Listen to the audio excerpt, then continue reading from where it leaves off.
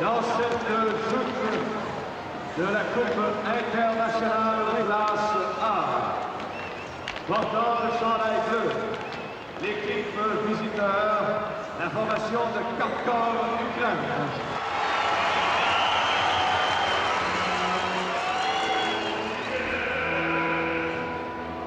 Enfin, ils sont là. Ils viennent de loin. Le rêve devient réalité. Plusieurs milliers de kilomètres séparent ces jeunes joueurs de leur famille. Mais pour rien au monde, ils n'auraient raté cette chance de jouer pour la première fois en Amérique. Ces 18 jeunes Ukrainiens sont fiers. Fiers de leur équipe, fiers de leur entraîneur, fiers d'être là. Ils n'ont qu'une seule et unique passion, le hockey. Ils viennent de Kharkov, à l'est de l'Ukraine, tout près de la frontière russe. Leur ville est un grand centre culturel et industriel, le deuxième en importance au pays après Kiev. Ancienne capitale de l'Ukraine, Kharkov compte aujourd'hui plus de 2 millions d'habitants. À leur arrivée, c'est le choc. Patins usés, gilets défraîchis, équipements abîmés, bref, rien de neuf. Les jeunes hockeyeurs nord-américains auraient depuis longtemps renoncé à ces équipements désuets. Mais l'habit ne fait pas le moine. Vous allez voir qu'il y a beaucoup de monde qui est venu juste pour vous voir tout ce que fait pour vous. Et la seule chose, comment vous pouvez remercier les gens qui font beaucoup de choses pour vous, vous devez offrir votre jeu comme un cadeau aux gens qui ont fait autant pour vous. Et j'espère que vous comprenez tout ça et que vous allez jouer comme il faut. Vous devez donner votre âme pour les gens qui sont venus vous voir. À l'origine, ces jeunes Ukrainiens étaient des joueurs de football. Ils n'avaient jamais chaussé de patins. C'est en recrutant dans les écoles du pays qu'Ivan Pravilov a formé son équipe. Avec l'aide de la Fédération ukrainienne de hockey amateur, il réunit en 1987 sous un même toit à Kharkov tous ses joueurs. Tous les jours, après l'école, ces jeunes athlètes s'entraînent pendant 1h30. C'est difficile à expliquer à quoi exactement je mets l'attention durant les entraînements, parce que faire un sportif, c'est comme construire une maison, une bâtisse. Ce qui compte, nous dit Ivan Pravilov, c'est de transmettre des valeurs fondamentales à ces jeunes. Et c'est en lui que chaque joueur trouve sa force, son caractère et le talent pour réussir. Cette philosophie, propre à la culture ukrainienne, repose essentiellement sur des notions de respect mutuel, de discipline et d'esprit d'équipe. Allô? Allô? Allô? Олег. Привет. Привет. Ух ты, как близко, да? Ага. Как дела? Нормально. Ты не болеешь? Нет. Хорошо тебе? Ага. Да? Угу. А не замерз? Нет. Мы смотрим, что там температура такая. Ну, рассказывай быстрее, это ж дорого, наверное. А, нет. Oleg a 13 ans. Il parle à sa mère pour la première fois depuis son arrivée à Québec il y a 2 semaines. Comme tous ses coéquipiers, il loge avec ses camarades dans une famille qui s'occupe d'eux pendant la durée du tournoi. Quand la famille, c'est très, très important pour eux. Ils me parlent beaucoup de leur famille, leurs frères, leurs sœurs, comment ça se passe dans leur pays, tout ça. Mais les valeurs, bon, c'est sûr qu'ils ont simplement au niveau du matériel.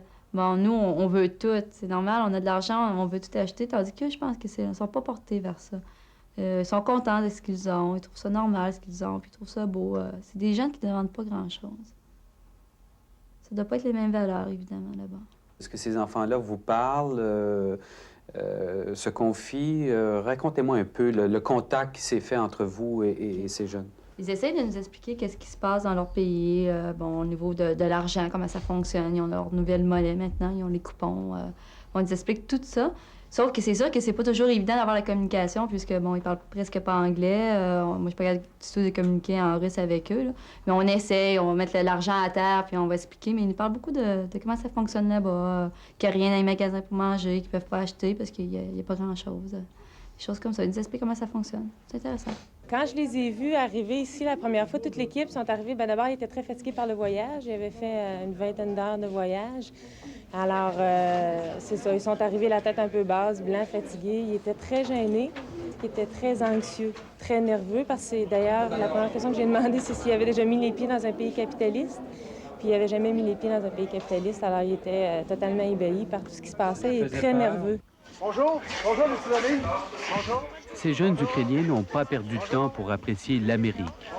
Fatigués, craintifs et sans moyens, ils ont conquis le cœur des Québécois. Devenus enfants chéris, l'entraide s'est vite organisée.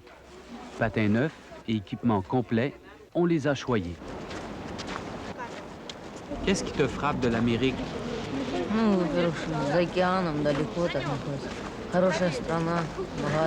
Que c'est très loin, qu'on a traversé l'océan et que c'est un pays qui est très beau. Qu'est-ce que tu vas dire à ta mère en arrivant? Que les gens qui habitent au Canada sont très, très bons. Et que j'aimais bien le Canada. Et qu'on voudrait venir encore une fois ici. Au décor magnifique du Vieux-Québec, la visite ne saurait être complète sans un rendez-vous avec le symbole de l'Amérique. Pas question de rater cette chance.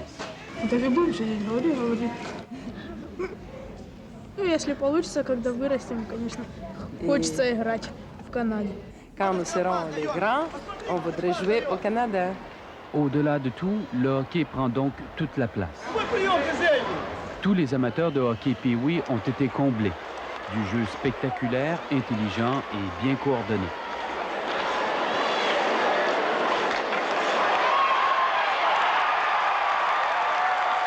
Ils sont nettement plus rapides que les joueurs d'ici, même les joueurs de l'Ontario. Leurs sorties de zone sont pas comme ici. Ils sortent toujours par le centre. Ils sont beaucoup trop rapides pour notre style ici. Les joueurs ont un contrôle de la rondelle, comme je dirais, comme les joueurs de très haut niveau. C'est plaisant de voir ça parce que c'est des petits gars de 12-13 ans, puis c'est très surprenant. Quel palmarès, aucune défaite. Les jeunes Ukrainiens de Kharkov ont vaincu les Québécois, les Américains et les Tchécoslovaques. Dans un match serré, ils ont aussi triomphé de la Grande Russie pour ainsi remporter la Coupe internationale.